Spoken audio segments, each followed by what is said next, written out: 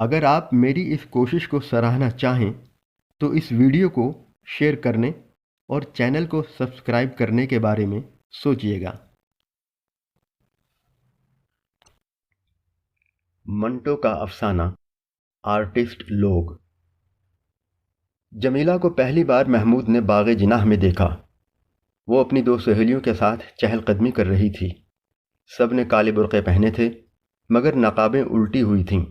محمود سوچنے لگا، یہ کس قسم کا پردہ ہے کہ برقع اوڑھا ہوا ہے مگر چہرہ ننگا ہے؟ آخر اس پردے کا کیا مطلب؟ محمود جمیلہ کے حسن سے بہت متاثر ہوا۔ وہ اپنی سہیلیوں کے ساتھ ہنستی کھیلتی جا رہی تھی۔ محمود اس کے پیچھے چلنے لگا۔ اس کو اس بات کا قطعاً ہوش نہیں تھا کہ وہ ایک غیر اخلاقی حرکت کا مرتکب ہو رہا ہے۔ اس نے سینکڑوں مرتبہ جمیلہ کو گھور گھور کے دیکھا۔ اس کے علاوہ ایک دو بار اس کو اپنی آنکھوں سے اشارے بھی کیے، مگر جمیلہ نے اسے درخور اعتنا نہ سمجھا اور اپنی سہیلیوں کے ساتھ بڑھتی چلی گئی۔ اس کی سہیلیاں بھی کافی خوبصورت تھیں، مگر محمود نے اس میں ایک ایسی کشش پائی جو لوہے کے ساتھ مغناطیس کی ہوتی ہے۔ وہ اس کے ساتھ چمٹ کر رہ گیا۔ ایک جگہ اس نے جرأت سے کام لے کر جمیلہ سے کہا، حضور اپنا نقاب تو سنبھالیے، ہوا میں اڑ رہا ہے۔ جمیلہ نے یہ سن کر شور مچانا شروع کر دیا۔ اس پر پولیس کے دو سپاہی جو اس وقت باغ میں ڈیوٹی پر تھے دوڑتے آئے اور جمیلہ سے پوچھا، بہن کیا بات ہے؟ جمیلہ نے محمود کی طرف دیکھا جو سہما ہوا کھڑا تھا اور کہا، یہ لڑکا مجھ سے چھیڑخانی کر رہا تھا۔ جب سے میں اس باغ میں داخل ہوئی ہوں یہ میرا پیچھا کر رہا ہے۔ سپاہیوں نے محمود کا سرسری جائزہ لیا اور اس کو گرفتار کر کے حوالات میں داخل کر دیا، لیکن اس کی ضمانت ہو گئی۔ اب مقدمہ شروع ہوا۔ اس کی روداد میں جانے کی ضرورت نہیں، اس لیے کہ یہ تفصیل طلب ہے۔ قصہ مختصر یہ کہ محمود کا جرم ثابت ہو گیا اور اسے 2 ماہ قید بامشقت کی سزا مل گئی۔ اس کے والدین نادار تھے، اس لیے وہ سیشن کی عدالت میں اپیل نہ کر سکے۔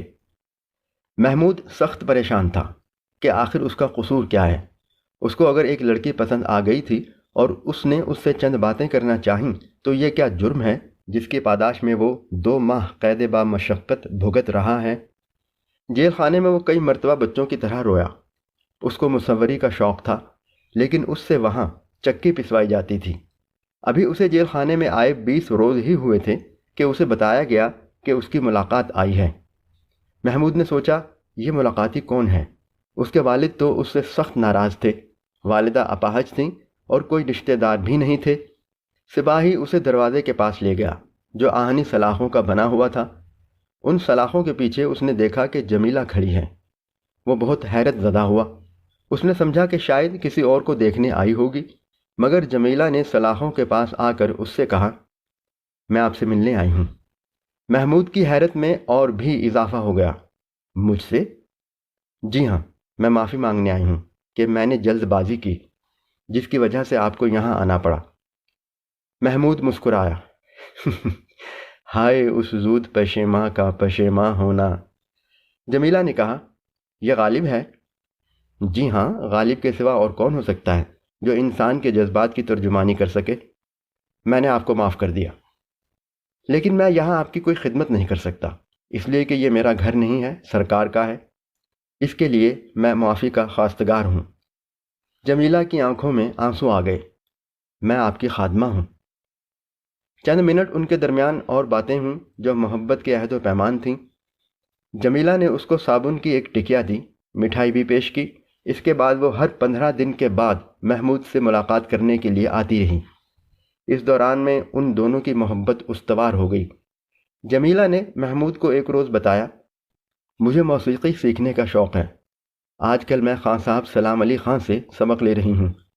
محمود نے اس سے کہا، مجھے مصوری کا شوق ہے، مجھے یہاں جیل خانے میں اور کوئی تکلیف نہیں، مشقت سے میں گھبراتا نہیں، لیکن میری طبیعت جس فن کی طرف مائل ہے اس کی تسکین نہیں ہوتی۔ یہاں کوئی رنگ ہے نہ روغن ہے، کوئی کاغذ ہے نہ پینسل، بس چکی پیستے رہو۔ جمیلہ کی آنکھیں پھر آنسو بہانے لگیں۔ بس اب تھوڑے ہی دن باقی رہ گئے ہیں، آپ باہر آئیں تو سب کچھ ٹھیک ہو جائے گا۔ محمود 2 ماہ کی قید کاٹنے کے بعد باہر آیا تو جمیلہ دروازے پر موجود تھی، اس کالے برقعے میں جو اب بھوسلا ہو گیا تھا اور جگہ جگہ سے پھٹا ہوا تھا۔ دونوں آرٹسٹ تھے، اس لیے انہوں نے فیصلہ کیا کہ شادی کر لیں۔ چنانچہ شادی ہو گئی۔ جمیلہ کے ماں باپ کچھ اثاثہ چھوڑ گئے تھے، اس سے انہوں نے ایک چھوٹا سا مکان بنایا اور پرمسرت زندگی بسر کرنے لگے۔ محمود ایک آرٹ اسٹوڈیو میں جانے لگا تاکہ اپنی مصوری کا شوق پورا کرے۔ جمیلہ خان صاحب سلام علی خان سے پھر تعلیم حاصل کرنے لگی۔ 1 برس تک وہ دونوں تعلیم حاصل کرتے رہے۔ محمود مصوری سیکھتا رہا اور جمیلہ موسیقی۔ اس کے بعد سارا اثاثہ ختم ہو گیا اور نوبت فاقوں پر آ گئی، لیکن دونوں آرٹسٹ شدائی تھے۔ وہ سمجھتے تھے کہ فاقے کرنے والے ہی صحیح طور پر اپنے آرٹ کی معراج تک پہنچ سکتے ہیں، اس لیے وہ اپنی اس مفلسی کے زمانے میں بھی خوش تھے۔ ایک دن جمیلہ نے اپنے شوہر کو یہ مجدہ سنایا کہ اسے ایک امیر گھرانے میں موسیقی سکھانے کی ٹیوشن مل رہی ہے۔ محمود نے یہ سن کر اس سے کہا، نہیں، ٹیوشن ویشن نہیں، یہ بکواس ہے، ہم لوگ آرٹسٹ ہیں۔ اس کی بیوی نے بڑے پیار کے ساتھ کہا، لیکن میری جان، گزارا کیسے ہوگا؟ محمود نے اپنے پھوسڑے نکلے ہوئے کوٹ کا کالر بڑے امیرانہ انداز میں درست کرتے ہوئے جواب دیا، آرٹسٹ کو ان فضول باتوں کا خیال نہیں رکھنا چاہیے۔ ہم آرٹ کے لیے زندہ رہتے ہیں، آرٹ ہمارے لیے زندہ نہیں رہتا۔ جمیلہ یہ سن کر خوش ہوئی، لیکن میری جان، آپ مصوری سیکھ رہے ہیں، آپ کو ہر مہینے فیس ادا کرنی پڑتی ہے، اس کا بندوبست بھی تو کچھ ہونا چاہیے، پھر کھانا پینا اس کا خرچ علیحدہ ہے۔ میں نے فی الحال مصوری کی تعلیم لینا چھوڑ دی ہے، جب حالات موافق ہوں گے تو دیکھا جائے گا۔ دوسرے دن جمیلہ گھر آئی تو اس کے پرس میں 15 روپے تھے جو اس نے اپنے خامد کے حوالے کر دیے اور کہا، میں نے آج سے ٹیوشن شروع کر دی ہے، یہ 15 روپے مجھے پیشگی ملے ہیں، آپ مصوری کا فن سیکھنے کا کام جاری رکھیں۔ محمود کے مردانہ جذبات کو بڑی ٹھیس لگی۔ میں نہیں چاہتا کہ تم ملازمت کرو، ملازمت مجھے کرنا چاہیے۔ جمیلہ نے خاص انداز میں کہا، ہائے، میں آپ کی غیر ہوں، میں نے اگر کہیں تھوڑی دیر کے لیے ملازمت کر لی ہے تو اس میں حرج ہی کیا ہے؟ بہت اچھے لوگ ہیں، جس لڑکی کو میں موسیقی کی تعلیم دیتی ہوں بہت پیاری اور ذہین ہے۔